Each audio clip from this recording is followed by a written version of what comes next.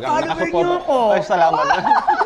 Salamat sa pagsuporta po sa amin. Inspirasyon po namin kayo para po magpatuloy po kami sa amin pong mga ginagawa. Ayun guys, good morning sa inyo. Guys, alam niyo naman kung nasaan tayo. Tignan nyo, nandito na tayo ngayon sa Kapitbalay at bumalik ulit tayo dito para tikman ulit yung mga pagkain. Medyo napaaga lang kami dito ni Mrs. kasi sinabi ko kay Mrs. na aagahan na namin para kami yung mauna kasi talaga pag dumating ng lunch dito ay blockbuster. Tingnan natin kung makakausap natin dito si Sir Ronnie at syempre yung kanilang mga staff dito. Let's go, pasok tayo sa loob. Order na tayo. Ay, hello po, good morning po. Natanong ko lang po kung anong available na. Okay, sige po. Ayan, Ronel, ayan. Ma'am, sorry po. Ito pala po yung kare-kare pala yung extra big. Dadamihan natin yung order natin guys para sulit ang punta natin dito. Available ang wings. Anong flavor po ng mga wings? Guys, ito na yung barista. Ito pala ang barista natin si Neil. Ayan guys. Ito na yung in-order natin dito sa Kapitbalay. Katulad na itong kanilang chicken kare-kare extra big. Ang laki oh. Diba? Paborito ko na bangus sisig. Ito talaga yung recommended ko sa inyo dito guys. Chicken honey glaze. Maglala guys dahil ito ay boneless. Kakainin nyo na lang ito ng kakainin. Kalaway na ako.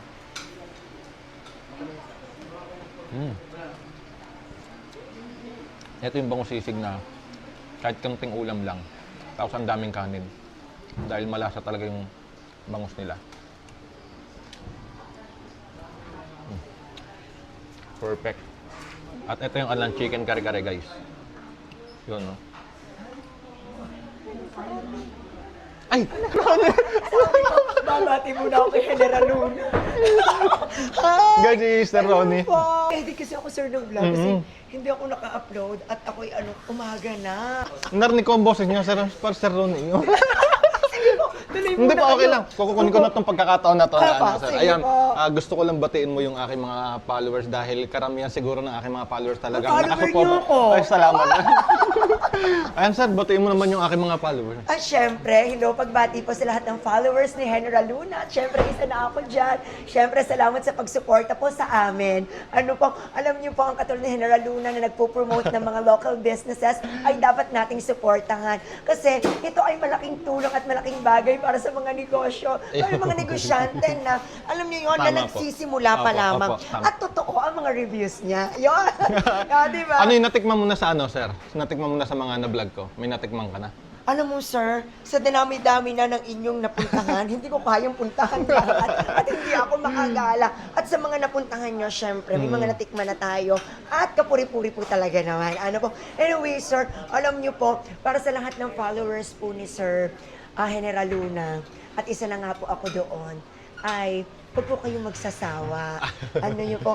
Kasi inspirasyon po namin kayo para po magpatuloy po kami sa amin pong mga ginagawa.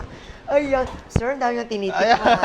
Opo, naiba kasi pag napunta ko dito, laging ito tinitingnan ko. Ito talaga favorite ko dito. Opo, actually, ako Napakasarap. din. Oo, sarap bango sisig. Eh ngayon Opo. kasama ko si Mrs. Ayan, tinikman namin. Yay! Ayan. Thank you. Sige, sir, hindi ko na po kayo aabalahin. Maraming Thank salamat you, po, Sir Ron. Thank you. Pa-picture kami ni Sir Ron. Ayun guys, ito yung kare-kare, sorry. At syempre dumating si Sir Ronnie. Yan, ito yung kanilang chicken kare-kare. Cute. First bite.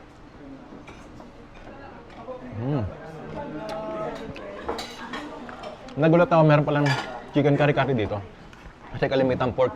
Tapos yung chicken niya is fried chicken.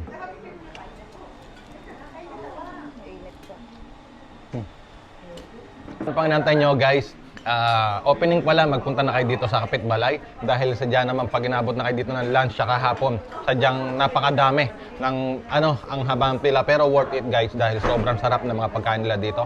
Kaya pang inantay nyo guys, sa lahat ng followers natin sa Batangas, dayuhin nyo dito sa Kapitbalay.